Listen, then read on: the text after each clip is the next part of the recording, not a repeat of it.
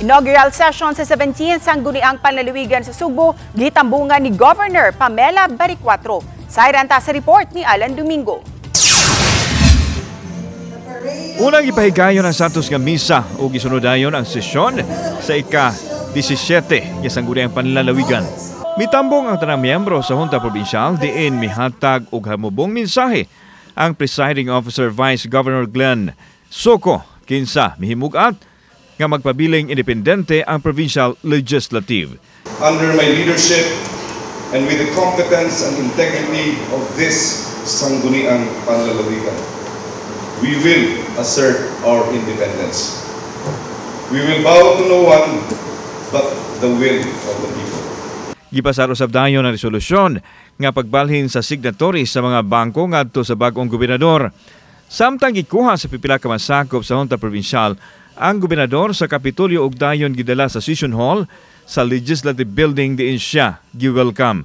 Sa iyang mensahe gipresentar ni Baricuatro ang iyang mga priority programs. Dungan nini ang gipangayo niyang partnership sa Provincial Board sa pagpatuman sa mga programa. First is better, if not the best, kind of healthcare services. The only way to do this is to put more budget in healthcare than what it has been getting all these years. Bagong sugbo alang sa mga sugboanon, kini ang mensahe sa kahiusahan nga gipangayo ni Governor Pamela Baricuatro sa masakop sa Junta Provincial nunot niining ilang pag-asumer sa ilahang responsibilidad sa probinsya.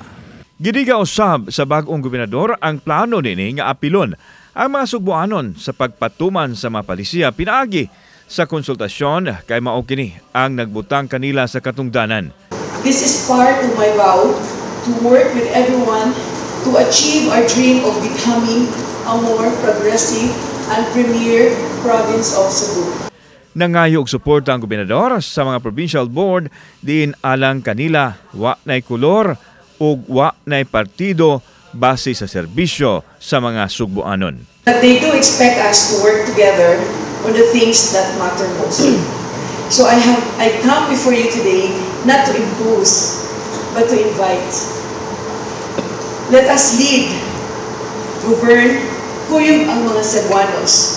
Kauban si Clover Lumayag, ako si Alan Domingo.